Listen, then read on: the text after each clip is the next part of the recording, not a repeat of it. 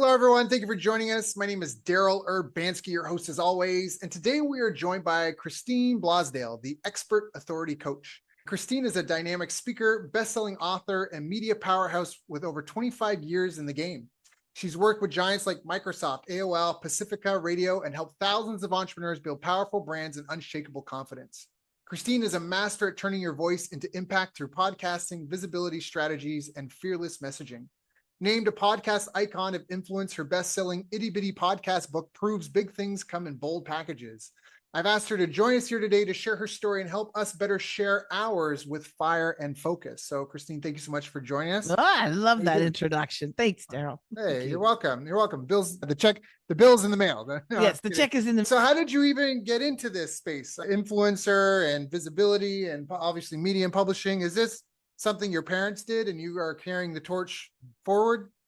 No, my dad was a teacher and a football coach, and my mom was just this beautiful woman who looked like Cher. You know what? It actually started my love affair with the world of audio and I guess content creation started when I was really young. I think it was like 10 years old.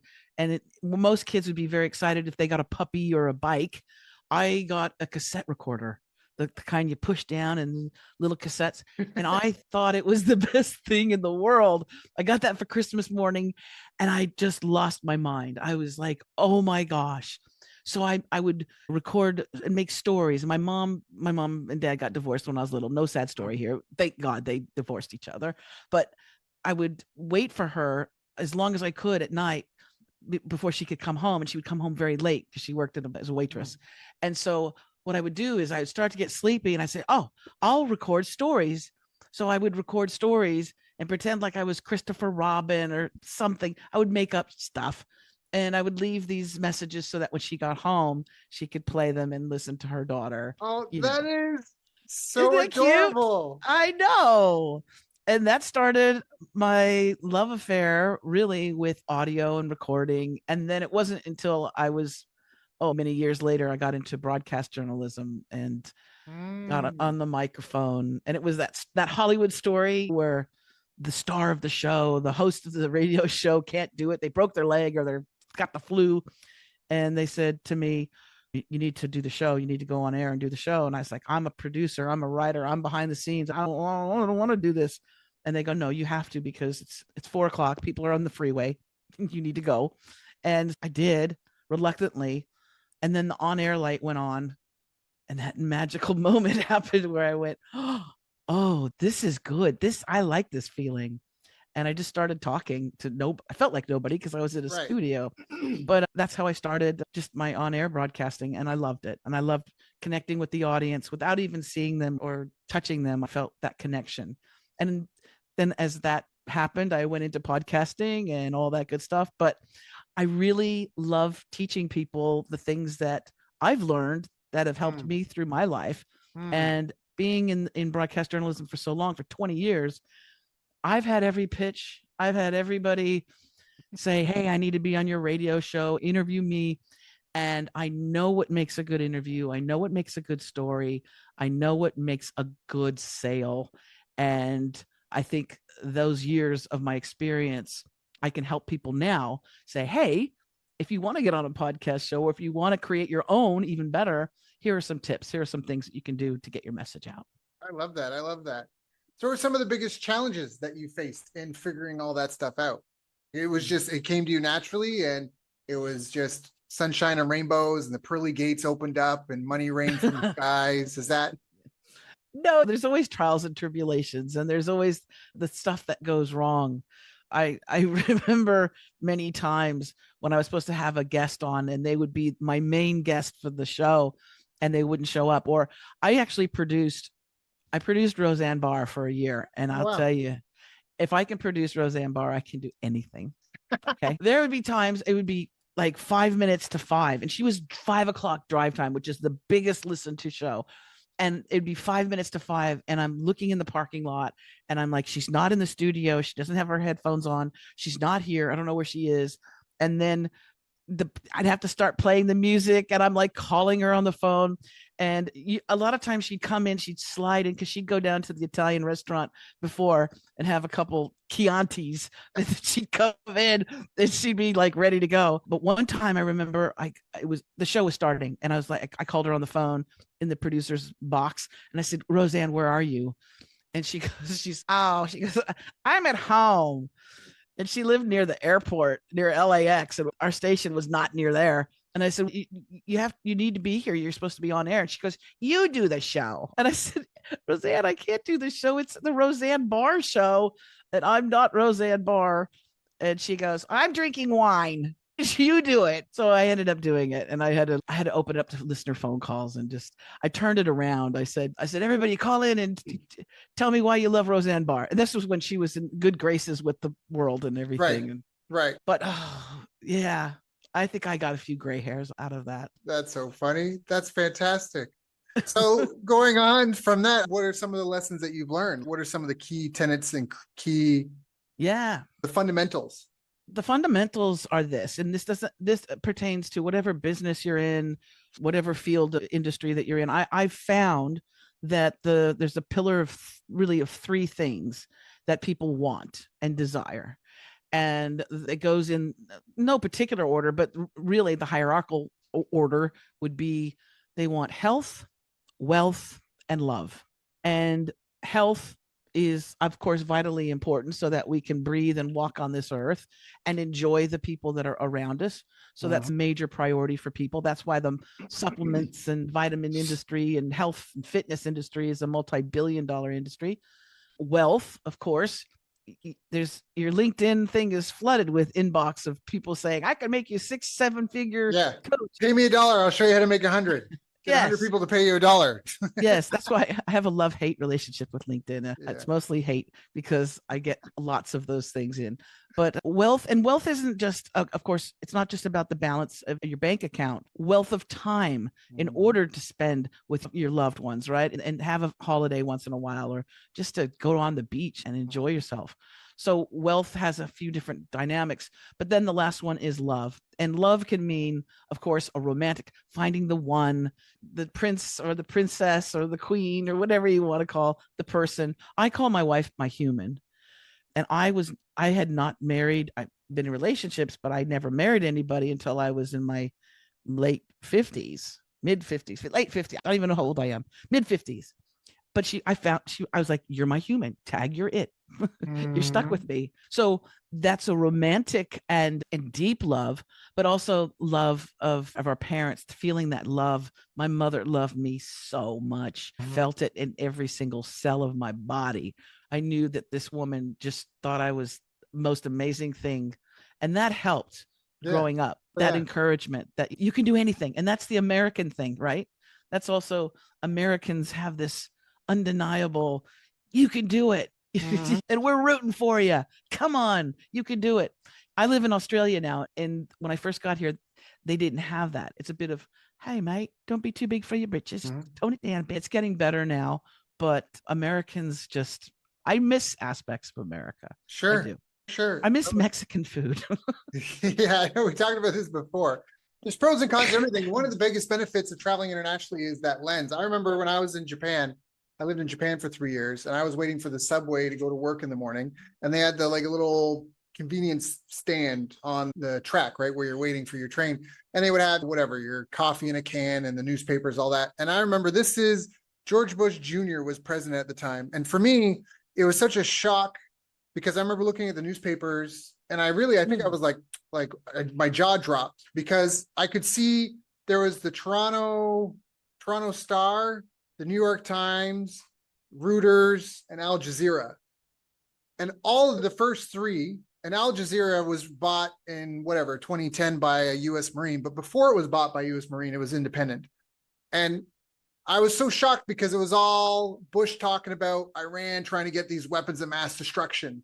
Like they want to build nuclear bombs and destroy the West. That was the thing. And it was his face and angry and whatever that was. But then the Al Jazeera, all it was a copy of the president's speech transcript of Iran. And I'm not saying they're good. I'm not saying I have an opinion, but I just never considered. It's always they call that a paradigm shift.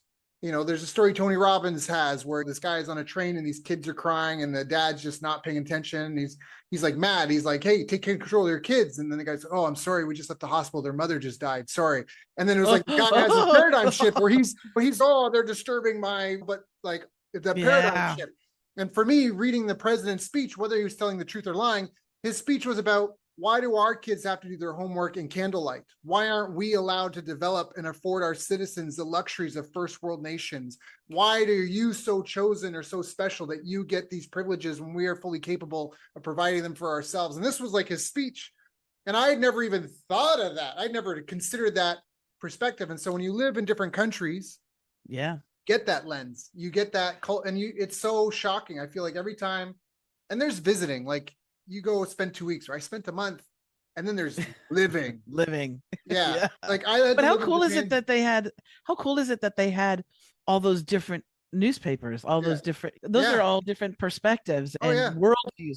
Being in America, you don't have those worldviews. That was the thing, is because all the other newspapers were like Toronto Star is Canada, Reuters is like Britain or international, and then New York Times the States. So I was like, oh, that's like a media bubble. And then this one's actually the outside of that. And that was such, Japan is a trip. This is I'm gonna have to put explicit on this podcast, but I remember at the grocery store, because of the language barrier and the cultural barrier, Japan gets things that pass through that would never fly in almost any other country. Like I remember I was going to the grocery store one day and I'm just in this little supermarket and I'm shopping, and this mom's beside me with her little 3-year-old girl. And I'm like, hi, little girl. And then I hear the radio. It's exhibits like choke me, spank me, pull my hair. Oh, I don't want to love you. I just want to F you. So and then this girl voice, choke me, spank me, pull. And I'm looking around the store like, is this a joke? Is there the reality TV going to pop out somewhere? But everyone's just like shopping because nobody knows what they're saying. And there's no radio edit versions in Japan. They just play it. But that's how this stuff happens, right? They just get it from here, get it from there. I don't know if that's still the way in Japan now, but that paradigm shift. I had to live in Japan for 1.5 years before I realized how rude I was just being a friendly Canadian in Japan. Because in our cultures, you have rude, casual, and polite. You have 3 layers of etiquette. And in Japan, they have 5. They have like rude, casual, polite, more polite, the most polite. And I had a buddy that lived there 16 years, and he had said on his wedding day, it was like a scene from a movie, because he went to bed the night before, like talking to people, and he speaks relatively fluently. And on the day of his wedding day, he's like, I was ushered through the day, but half the time I didn't know what people were saying because they were speaking to me with the highest level of etiquette, and he'd never heard it before. So he was just going through his wedding day, and people like crying and making things. And I have no idea what anyone's saying right now because they never really heard that lens. And you don't experience that until you do step outside the States and you go, oh, there's different perspectives. Okay. And so how does that translate? Let's tie the knot on this here. How did this come into sharing your own story? How does it come to getting your brand and your message out there, knowing that we're all multidimensional people? And there's different parts of us. There's our dating site profiles. There's our professional LinkedIn profile with our dress shirt. There's the family goofy photos of us on this other place. There's the conspiracy series stuff we subscribe to, but we don't want to admit publicly. Like, how do you consolidate all that? I'll admit some things publicly. That's all right. Sure. No, you know what? I think it's about being authentic, right? And it's about being relatable. The days of the perfectionism and the Kardashian, look what's happening in Hollywood. It's all crumbling, right? The untouchable, oh my goodness, the celebrity. And it's just like one celebrity they're just being knocked off by their own demise, for the stuff that they're doing. I have never seen such backlash against Katy Perry in my entire life, except for when she decided to go 11 minutes into the sky. And so you see it just crumbling. And what's happening right now is that people are craving authenticity and relatability. Sure, we still will watch the rich and famous almost like a train wreck to see they're not happy. They just got different problems, but it's not as something that we are really craving as much as a population. Now we want that authenticity and even moments of vulnerability. And so I share with my clients, and I share on some of my social media some of my vulnerable moments so that they know that I'm human. I'm not some perfect thing. That's important. What would you recommend to someone who's starting or struggling right now? They feel like they've got to get out more. They got to get known more. They're lost in obscurity.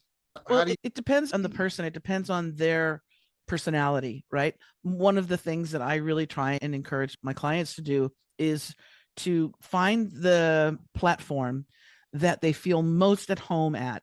Even if your potential customers or clients, even if they're not there, you want to have your training ground. In other words, you're going to ride your little training bike, right? You got your training wheels on your bike. You're not going to just go ride a 10-speed or a mountain bike right away. You need to develop yourself and develop your comfortableness on camera if you can, on video. And if being on video and being on camera is not something that you love, then see if how you express yourself through writing. That might be something that's magical to you, then go that direction. Or it might even be something where maybe you don't want to be on camera and you don't want to write, but you can speak and you have power in your voice and you have either a story to tell or you want to inspire people or motivate them. Then use the platforms that we have, which podcasting is great. You can be a guest on a podcast, but even better, you can have your own, and that's a great marketing tool. But just know you're not going to retire the money's not going to just pour in overnight. I think they did a study, and it's 7 or 10 episodes or something. If someone starts a podcast, that's like the average when they will quit. And I'm like, yeah, if you quit after 7 episodes, you're not even giving it a chance. Yeah. And it's a shame, because whatever it is that you want to teach the world or help, or if you want to serve an audience, you blew it, right? So I would encourage people to find that platform. So it might be writing, it might be speaking, it might be doing videos, it might be being on camera, to also focus on the audience. So when I write a book, I don't really even write. I'm not a writer. I'm a speaker. So I take my content, I repurpose my speaking, my webinars, my workshops, I turn them into books that people will enjoy. But I find I like the process of it. It's enjoyable. And I also like doing videos. So find that bicycle that you like to ride and ride it.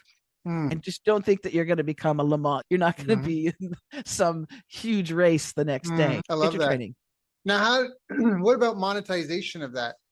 Like, where does it fit into your marketing mix or your strategy? For someone that's been in broadcasting so long, I think for a lot of people, it can feel like a one-way communication channel, right? Especially putting out a podcast. You don't necessarily get people replying. There's no real play, maybe on a social media platform, but even then, you don't necessarily always show up in all your fans' feeds. Where does it fit in? How do you use it? I tell all my clients, if you're going to write a book, or if you're going to create a podcast or create content, use it as a marketing tool. Don't just say that you're going to rely completely on that for all your income. Okay. Because first of all, that's a lot of pressure. Second of all, you need time to develop your brand. As an expert authority coach, I will tell them, you want to build up, you want to ramp up your expert authority through these marketing tools. A best-selling book is a great marketing tool. A podcast is a great marketing tool. You want to be careful not to be too salesy and too pushy, because people smell it and they run away. The great thing about what you do is you showcase yourself, Daryl. You showcase who you are, and you're real. You are really I'm you. too real.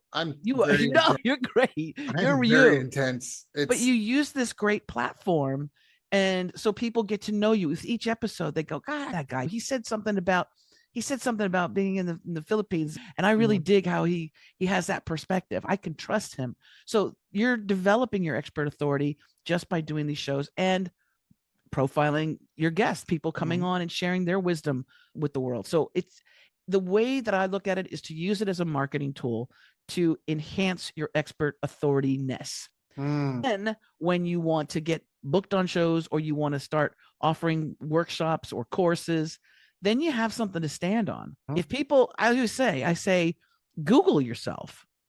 If you Google yourself and there ain't nothing out there, or it's just some Facebook page that you had so your cousins could keep up with you, then you need to start working on developing your expert authority. You need to start working on things so that people will go, I feel good about giving money to this person to be my coach or to do whatever service. But you have to build that confidence and you have to build that trust. That's really important. I love that. So it's really a credibility tool. It's almost like Yeah. a results in advance. And I think one of the things that I heard, I don't know from who, but they said, put your personality in your content because you don't want people you won't get along with coming to you because it's just going to be problems Oh, anyhow. So if you've got a controversial opinion on something, it's almost better to put it out there. So that way you can't walk all day in your tiptoes and you can't hang out all day in a squat either. You have to be comfortable. So you don't want to be around people you have to be on eggshells on. And I think that's as self-employed individuals, that's one of the perks is that it's once you've got roof and ramen taken care of, it's really about designing what kind of people do I want to work with and how do I want to serve the world, and then trying to do your best to align with that. absolutely. Because not there's been people that have come to me that I didn't want as my client because whatever you're doing, where if you're working in a restaurant or if you have your own business, it's an exchange of energy and time, right? So I'm giving you my time, I'm giving you my wisdom, I'm giving you my expertise and my experience and my knowledge in exchange for something, right? And most of the time that would be in exchange for money, but sometimes I'll do a barter. I'll work with people and I'll go, you've got something really cool. I'll give you this if you give me that. And we're like, yay, that's perfect. So you have to make sure that the people that you bring into your business are people that you want to spend time with. Very lucky that all of my clients I dig. I really like spending time with them. So it's important to put that out there, who you are as a person and how you coach, how you do business. I like to keep things simple, easy, and fun. Because if it's hard and technical and difficult, I don't want to do it. So I'm thinking that my clients don't want to do it. Right? I put it out there. That's how we're going to work. We're going to keep it simple, easy, and yes, we're going to have fun. Yeah, that's good. That's good. That's very appealing. Are there any specific skills or behaviors that you think are most important long term? You know what? If you're gonna do the solo thing, if you're gonna be like an entrepreneur and things like that, you have to know how to. Number one, you have to really like yourself. Okay. There's some people that don't like themselves. You have to really like yourself in your own company, and you also need to be able to work without that structure. Some people, they have to have that water cooler. They need to have that job that they drive to and that they go in the office and they have the office dynamics and then they can work. I've been very lucky. Forever, I've been able to be by myself. I've been able to create lots and lots of things by being by myself. And I prefer it. I prefer to work by myself. One-on-one with a client is fine, but having a bunch of people in an office in a small space talking and eating and no, it's not my jam. But you have to be able to feel comfortable being with yourself and you have to like who you are. That's the most important thing. Yeah. Are there like daily habits or weekly habits that you think are most important if you're trying to make it? I think having a real good handle on your calendar is important. I find that for me, because I'm in Australia, my Mondays are my slow days because it's Sunday in America and most of my clients are American. So my Mondays are like my slow days. That's nice. I say slow, meaning I don't have a lot of client bookings on Mondays. So my Mondays are my catch-up days. So that means podcast episodes that need to be edited, I do it then. If I want to investigate something, if I want to learn a new piece of software or tool, I do that on a Monday. If I need to go do my errands and I need to maybe straighten up the house a little bit, I'll do that on a Monday because it's a day that's not crazy. Tuesday is nuts. Because Tuesday is Monday in America and that's when everybody wants to get started on things. So my Tuesdays are usually pretty booked out. But I find that having that calendar and also blocking out time just to be is really important. We tend to want to be busy all the time. And I think that makes for a very boring human. So I think it's important to block out time to be with your loved ones, to spend time with your kids, your family, your spouse, your dog.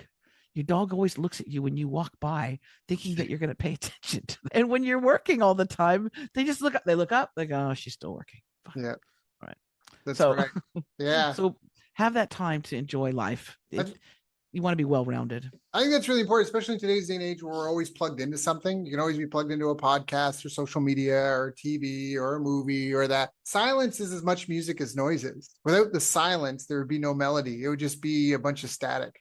And I think that's a really great tip that you just gave there. I think that's really powerful. It's also where a lot of times epiphanies will come in, and a lot of times things will, when you don't have, I'll go to the gym, and like when my wife goes to the gym with me, and she'll have her music. She's got to have her music on, and all the time something's got to be playing. And I'll put my headphones on, but I don't play anything. I put my headphones on to muffle the sound of the grunting, the guys with the weights and all that stuff, and the music playing overhead. But I like to hear my own breathing.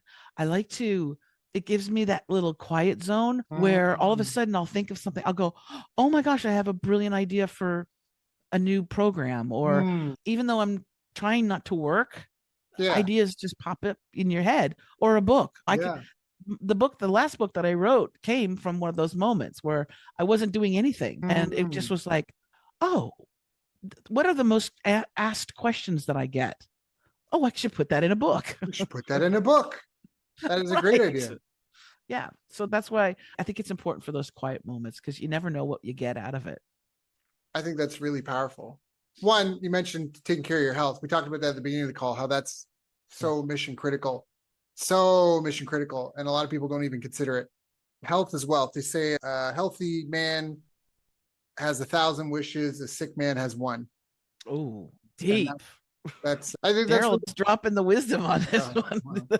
That is a deep. That's the name of the game. You got to stay in the game to keep playing it. I know people that sacrifice their health to make the money, and then they spent all the money to get their health back.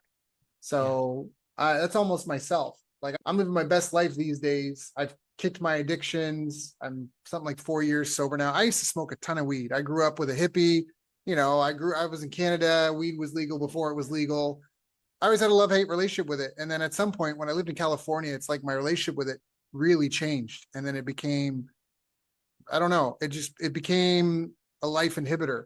And I almost live like a monk now. I say that to my friends. My buddy's got this phrase, he calls it monk mode. And I'm like, bro, I've been in monk mode now for 6-7 years. Like, my days are planned in 10, 30-minute blocks. I schedule off time like you talk about. Prioritize health. I get a 90 minutes to 2.5 hours of exercise a day. I get my 10,000 steps. I get my 7+ hours of sleep. My diet is, compared to most people I know, impeccably clean. And I'm like you. I don't work with anyone I don't want to work with. And I don't mess with anything, no matter how profitable it is, if I don't feel like it's benefiting humanity or a community. You're not going to save the world, but maybe there's a community that you can serve. And I really love that. So I think that some of what you said is really important, to be in tune with yourself, your health, focus on what you want. When you work with clients, what are some of the biggest mistakes that you see them making? Oh, underestimating themselves, I would say. What do you mean? A lot of times they don't, dreaded imposter syndrome, and who will want to hear from me? Who's going to want to take my advice? Or I'm too old. I'm too fat. I'm too this. I'm too that. And it stops so much amazing content and creativity. It just kills it. And I want to just say to people that are experiencing that, the thing that I do when I have somebody that's experiencing that and they're too afraid because they're going to get judged, right? People are going to judge them. They're going to think this of them or that. And I say, get out of your own way. First of all, it's not about you. Okay. It's actually about what you can do for people. And if you focus on your audience or you focus on your clients and not, you will be extraordinary and you will actually make an impact. And that's how you're going to be remembered. That's what your reputation is going to be. That your reputation is going to be what she followed through, and she really came through for me. And I learned so much from this person. Instead of having that icky vibe, that desperate scarcity mindset, that, because we can feel it. We can absolutely feel it. And especially if you're not confident in your skill set. I want somebody who's confident, who says, I'm really freaking great at what I do. It's not being egotistical. It's saying, I know I'm very good. I want an open heart surgeon. I want the best. I want somebody that says, I'm really good at doing that. Not just, oh, I don't know, you might want to work with me. I try hard. No, I want somebody who's really good. And Yeah. then getting out of your own way with those old stories that we play in our head, that doesn't help anybody, especially the clients or the audience that you want to help. I think that's important to mention because it's about them at the end of the day. I think a lot of us, I learned this in sales training. Like people, and I felt like this. You get on a call with someone, maybe you're going to do business together, and you do the song and dance and your shiny dancy bear, and they're not interested. And it's almost a personal attack because it's but me. And you have to realize it has nothing to do with you. It's all about them and their needs and their wants. And it's also about the solution, not you. When you Yes. look up entrepreneur in a dictionary, it doesn't say the person who unlocks the door, turns on the lights, mops the floor, unclogs the toilet, calls the leads, does the sales, does the count. That's not what it says. It says a person who organizes a business or businesses, who assumes on or takes on risk to produce a product or service. And that's what it is. You're trying to solve a problem for all a company is a group of people who solve a problem for another group of people. That's it. Yes. That's what a company is. And so when these people come on, it's not about you and that. It's about this is the solution that we have, and this is how we've tested it, and this is how it works. And then it's about the person that's considering buying it and their situation, what they like, don't like, and if it's a matchmaking thing. Is it a fit? If it's not a fit, and you got to separate yourself from that. I think that's really important. I think that's part of why, like you mentioned, people get caught up in imposter syndrome. It's not about you. Can you do the result? And a lot of people, we have so much entertainment in our lives. And if you look at the definition of entertain, it's to hold the attention of. And it's very profitable to hold people's attention. Everything is partially an attention game. And in some ways, this has been a major failing of our education system in that where people have been hit over the head and brainwashed and fed Adderall or Ritalin just to sit down and obey orders and do what you're told and listen and this. And we forget that we're actually here to achieve something and create something and build something, and that we're going to die. I'm going to die. I don't know about you, but yeah, I'm die. Eventually. Yes. I'm not running towards it, but I'm very aware of my mortality. I've had incidents. I lost my ability to walk for a couple of weeks. I'm very aware that my time is finite here. And I realize that, especially because I have kids, but even if you don't, I need to achieve things for my bloodline. Like my ancestors, okay, go back hundreds of thousands of years. They all bled, cried, suffered, and worked their asses off so I could be here today. And I am the peak, the tip of the spear. And that it's important that what I do pushes things forward. And even if it's not my bloodline, for humanity, because there's no guarantee we're going to be here in another 1,000 years. And it's so easy to be complacent and soft. And especially when we're competing with other humans, none of your competitors are going to tell you to not take a day off. They're all going to go, yeah, you should. You deserve a rest. You work so hard. Why don't you just rest while I do another lap and make you eat my dust? So we're in this weird thing where people have been made soft. And in some ways, it's a massive disservice. And so you talk about the imposter syndrome and that. And part of it is the change. I tried to talk with a lady today, how expensive housing is. And in the 1910s and 20s, I believe, the average annual income in North America was 33% the cost of a house. So the average 1 year salary was about 33% of the cost of the average house. And today it's 8 to 12%. Ooh, wow. Yeah. And so everyone's in this, and it's incredibly profitable. And that has worked out so well for some people in terms of making a bunch of profits, right? And I think COVID was a massive wake-up call for people. And if it hasn't been, it should have been that a lot of people are sitting around comfortable when you don't have time to be comfortable. I don't know if people realize that, but you were either mandated or forced to do things you perhaps didn't want to do or didn't agree with because you didn't want to be stuck living under a bridge. And if you're still in that same situation, it's your own fault. You're vulnerable of doing that again. My last weekend, I know it's your interview. I'm gonna shut up at some point. Forgive me, but last weekend there was a what do you call that? Homecoming, home welcome. My wife's father just finished building a house he's been working on for 4 years. He's been building it himself. Oh, wow. 6-bedroom, 4-bath, 1-story house. He's been a farmer his whole life. Now, my wife and I are developing 3 pieces of land, and she's got a small piece on this kind of it's been family plot, but it's been sold off and different relatives, whatever. But there's this little 500 square meter part that she had on the edge. And what did we do with it? We planted 800 dragon fruit on that. And her dad, I think, was inspired because he's been like a crop farmer, like corn and sugarcane and things you plant and then, it's done and you got to plant something new. And I said, I'm way too lazy for that. I want to plant something that I plant once and I take care of it and makes me money for the rest of my life. And so we planted 800 dragon fruit, and he's gone and he's taken that. And it's like almost to outdo me. He's planted, I don't even know how many, but at least 1,000. at least 50 papaya trees, banana trees. He's got a whole food forest he's planted. And then he's got goats and pigs and chickens. And now he's got the house built. And I gave him the solar kit that he needs for it. So he's got the panels, the battery, all the inverter, all that stuff. And I'm like, it's all paid off. There's no debt. And we're at this homecoming or whatever party. Over 150 people came through. I step outside. There's 24 kids under 10 running around the farm, chasing my dog, playing with my dog, chasing the pigs and the chickens and the goats. And there's all these people coming through, and there was so much food. We fed the whole neighborhood. And I'm like, this is like it. This is a legacy. This you can hand over and go, hey, like you can come here any day, anytime. We got lots of room. We got 6 bedrooms, 4 bathrooms. You can come here. This is home. You'll be safe. We need some food. We're just going to walk out there and pick it from the tree.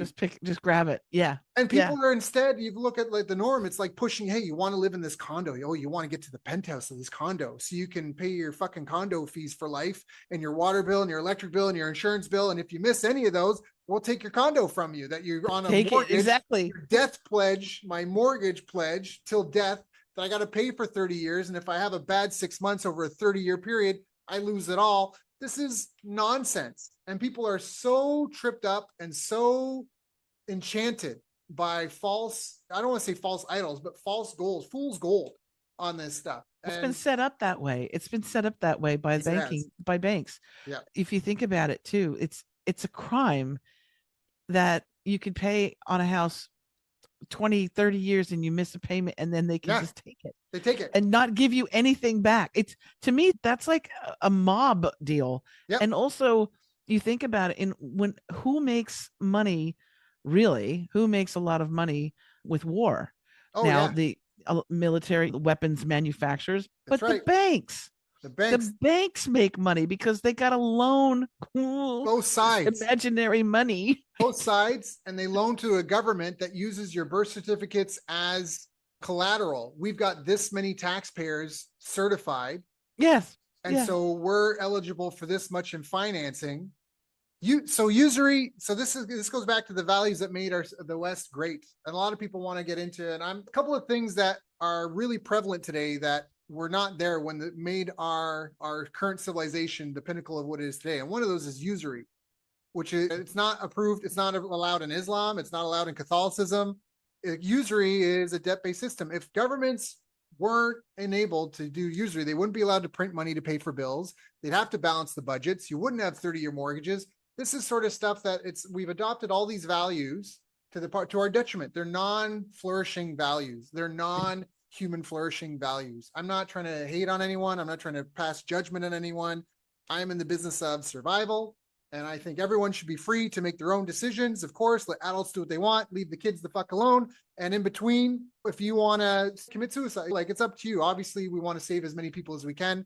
But we talked about this at the beginning of the call. I think that's part of where we're at right now, is we're at a crossroads where sometimes it's like, yeah, okay, if people want to buy cigarettes, they should be allowed to buy cigarettes. That's great. But should we be hiding and publishing fake data on stuff like that? And I'm using that as an analogy, but there's all sorts of, you look at Fruit Loops in America versus Fruit Loops in another country, the ingredients are very different.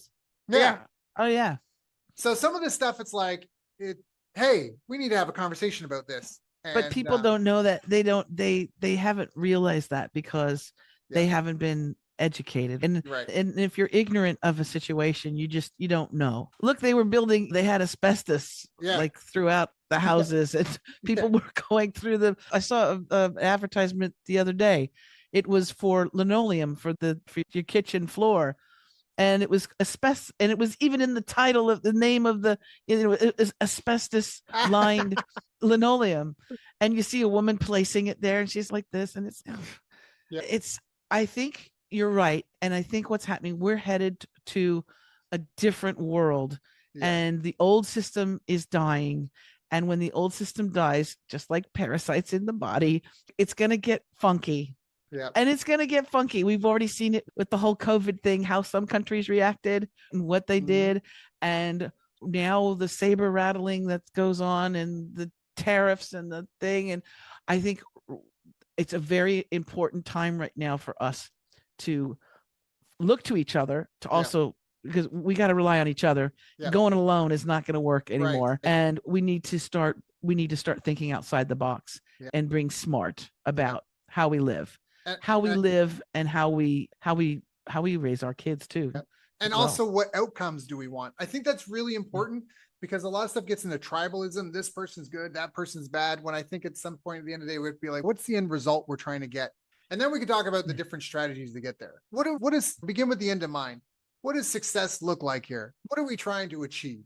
Instead of this versus that, abortion versus no abortion. Okay, cool. Whatever. What's the end result? Can we talk about what the end result we want to be? And then different strokes for different folks, sure. But at least if we all can agree on what does success look like for us here? People want the same. Yes, but the powers that be would not want that, because as Machiavellian, you know what the Machiavellian technique is, and that's to pit two people, the red against the blue. It's this dichotomy, because when people are warring with each other, they don't see what's going on in the background. So that's the thing. We need to get smarter as human beings, and to go, you know what, maybe you're not doing something for my welfare. Let's look at the end result, like you say. Let's look at the end result. I love that. I love that so much. No, I agree wholeheartedly. And I think that's super important. I think it's even more important why people need to get their message out for themselves. Where do you see the future of all this going? Authority and that. There's all this AI. Is that going to kill the need for authority figures and expertise? No, I don't think so. Recently about what is an expert? Who do you have to be ordained by someone to be an expert? Where do you see things over the next sort of 5 years or so? I think it's like your suitcase full of goodies, right? What do you bring to the table? And there is no age limit. I have a client that's 82, and she's got more energy than some 28-year-olds that I know, right? So I think it's the idea that also shifting the paradigm, the things that we were told in the past had to be, it's not true. Okay. It's not true.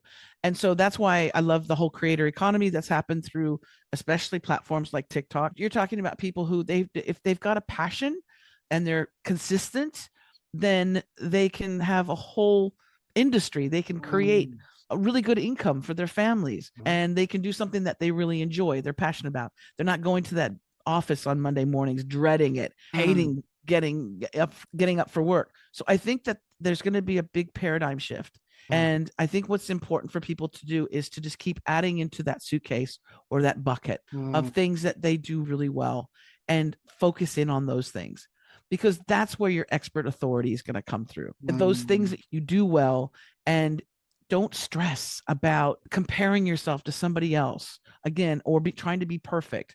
We want to be relatable. We want to be authentic.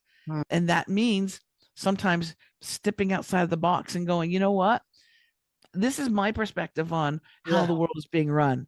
And I think it's really being run like a shit show. I love that. And your tribe, because your tribe is out there, and your tribe is like, hey, I think the same thing. I want to be a part of your world. I want to work with you. I want to read your book. I want to listen to your podcast, whatever that is. So staying true and staying in your lane, staying true to who you are, is more critical now than ever, because we need to plant that flag, folks, of what we believe is right. Okay. And then call out the things that we think are wrong. We no more looking at the emperor with the no clothes on and going, oh, what a great suit he's got on. No, we need to say that guy's butt naked. You got to trust your spark. It blew my mind when I found out that the fertility clinics have documented this over and over. When the sperm and the egg meet, there is a flash of light, sometimes multiple flashes of light, which means that you literally have a spark. You have an inner spark. You have a light inside you, which is speaking to you. And I'm not worried about AI and any of that, because until we can figure out how to use AI doesn't have the spark. It doesn't have a spark. Pretty damn smart though. Sure, but it's just a tool. That's all it is. It's just a tool. It is. It's just a tool. And so that spark makes you unique, and it means that you're needed in this world. And Christine, if people want to find out more, if they want to ask questions, if they want to figure out what you're all about and get more of your stuff, where's the best place for them to go? Best place is to go to my website. I have everything there. I've got all my coaching stuff there that I do, my books, the podcast that I host as well. Everything can be found at expertauthoritycoach.com. That's expertauthoritycoach.com. And if they want to rate their expert authorityness, just to see where they are on a scale, It doesn't matter what industry you're in. You can go to expertauthorityquiz.com and Ooh. take a quick 10. There's 10 questions. They're fun. You should be asking yourself these questions anyway. These are questions that I, as authority coach, would be asking you. And they're important for you to go through just to see where you land on your expert authority in your field. And it's fun and you'll have a good time doing it. So those are 2 links, expertauthorityquiz.com and expertauthoritycoach.com. I love that. So go check out expertauthoritycoach.com, expertauthorityquiz.com. Christine, thank you so much for joining us today. It's been a blast as always. Thank you for coming, sharing with us, knowing you got your own show, your own direct reports, your own clients that you could be talking with. Thank you for coming, sharing with my audience tonight so we can all do a little bit better. Thank you, Daryl. Thank you. Anytime. Thank you.